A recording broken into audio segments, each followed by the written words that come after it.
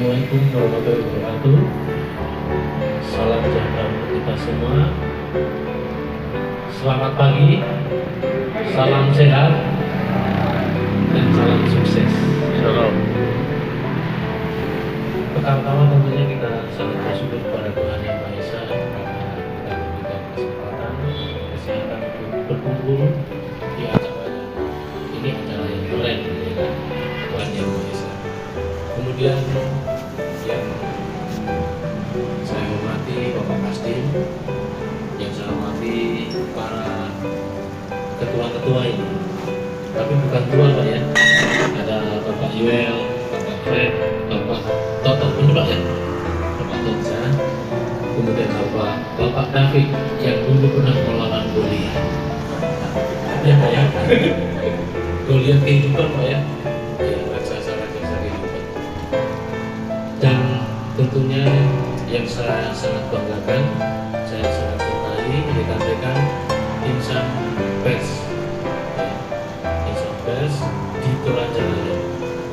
Saya juga menyambut dengan hormat, ini ada rekan saya seperjuangan, Pak Basrul, panggilannya Pak Acung, ya, Pak Acung. Kedua sama beliau itu sama-sama tidur di mana-mana saja, ya kan? Nah, tapi sekarang memang itulah dunia menjadi pengusaha sukses. Ya. Kalau dulu Pak Acung yang cari saya, kalau sekarang saya cari Pak Acung. Jangan lupa ini yang saya cintai dan saya banggakan. Pagi hari ini saya sangat senang ya, karena memang sudah banyak teman-teman yang bertanya, Pak, kapan saya bisa menghadap?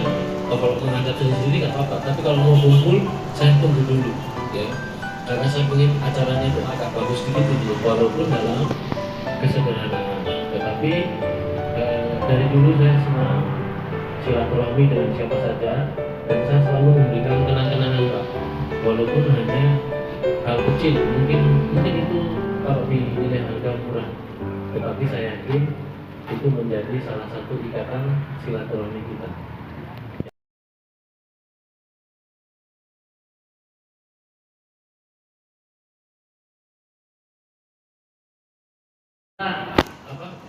Silaturahminya baik ya. Coba kalau tidak baik, kan malu ketemu lagi. Nah, itulah yang akan saya bangun sebenarnya dengan rekan-rekan semua ya.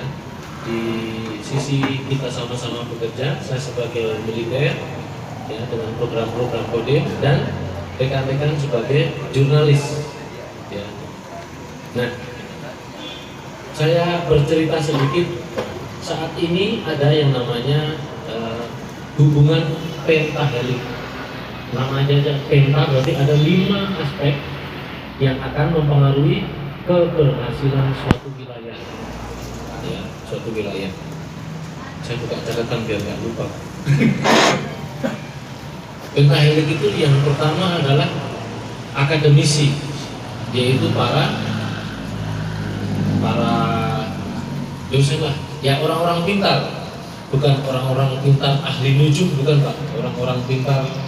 Kalau kita di sini ada UKI ya, Universitas Kristen Indonesia ya. Ya, ada UKI. Ya, contohnya saya Pak, kenapa akademisi ini menjadi sangat penting ya? Karena mereka itu adalah konseptor. Ingat dulu pada saat pembentukan Toraja, duluannya aja mau menentukan tanggal kapan Toraja berdiri. Kemarin saya dengar waktu Magical Toraja itu para profesor doktor, dan di tanah Toraja Raya ini banyak sekali orang-orang yang menjadi profesor doktor, ya kan. Kemudian yang kedua ada pelaku bisnis ya. Pelaku bisnis ini yang menggerakkan ekonomi kita, karena dia punya modal, dia punya pekerjaan ya, sehingga suatu daerah ini ada pergerakan atau pertumbuhan ekonomi. Kemudian yang ketiga adalah community ya. Community itu contohnya orang-orang yang punya hobi yang sama atau kebutuhan yang sama, contohnya penjual di pasar atau yang lain-lain lah. Nah, dialah yang menjadi endorse setiap kegiatan yang ada di daerah tersebut, ya, penghubung antara masyarakat dengan bisnismen ataupun pemerintah dan sebagainya. Kemudian yang selanjutnya ada government atau pemerintah. Nah, pemerintah ini sebenarnya adalah dia regulator, dia yang punya regulasi, ya. Agak dibuka sedikit Pak, karena dia peraturan. Makanya ketika program atau saran dari akademisi itu dinilai bagus, dibuatlah perda. Dia juga sebagai koordinator. Makanya sangat penting peran dari pemerintah. Pemerintah ini adalah pemerintah daerah, baik dari yang eksekutif, yudikatif, legislatif, atau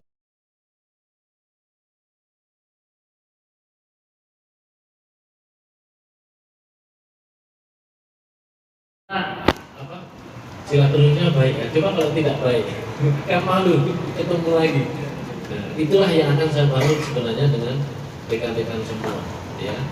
Di sisi kita sama-sama bekerja, saya sebagai militer, ya, dengan program-program Kodim, dan rekan-rekan sebagai jurnalis, ya. Nah, saya bercerita sedikit. Saat ini ada yang namanya hubungan pentahelik.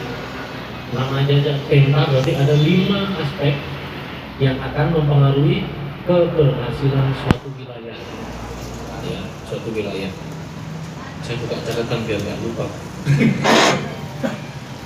Pentahelik itu yang pertama adalah akademisi, yaitu para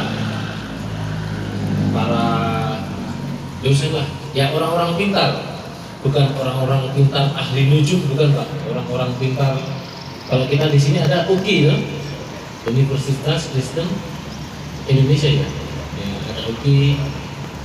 Ya, contohnya saya Pak, kenapa akademisi ini menjadi sangat penting, ya? Karena mereka itu adalah konseptor. Ingat dulu pada saat pembentukan Toraja, duluannya aja menentukan tanggal kapan Toraja berdiri. Kemarin saya dengar waktu Magical Toraja itu para profesor doktor, dan di tanah Toraja Raya ini banyak sekali orang-orang yang menjadi profesor doktor, ya kan. Kemudian yang kedua ada pelaku bisnis, ya. Pelaku bisnis ini yang menggerakkan ekonomi kita, karena dia punya modal, dia punya pekerjaan, ya, sehingga suatu daerah ini ada pergerakan atau pertumbuhan ekonomi.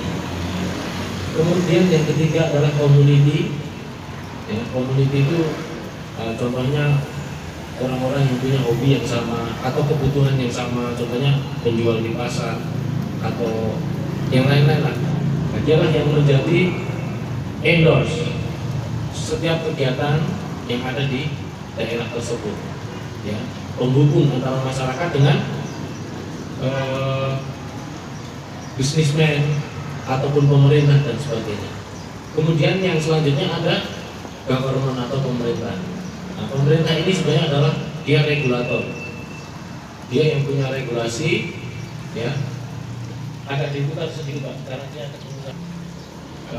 peraturan. Makanya ketika program atau saran dari akademisi itu dinilai bagus, dibuatlah perda. Dia juga sebagai koordinator. Makanya sangat penting peran dari pemerintah. Pemerintah ini adalah pemerintah daerah, baik dari yang eksekutif, yudikatif, legislatif, atau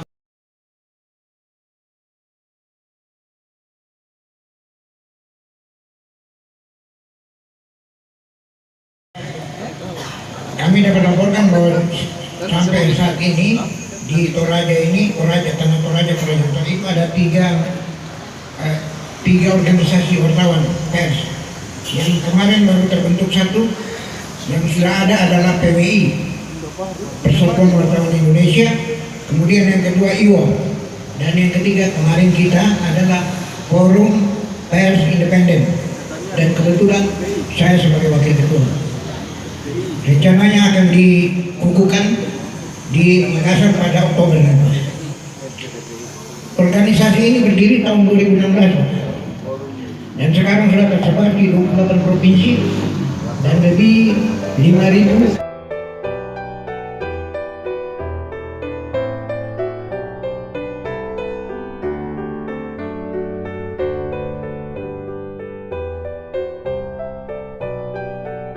Terima kasih atas waktu yang diberikan Cing Komandan.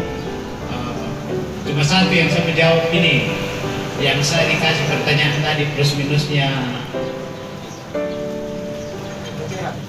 medical Toraja ya. Saya kira kalau plusnya akan menambah pendapatan daerah, contohnya hotel.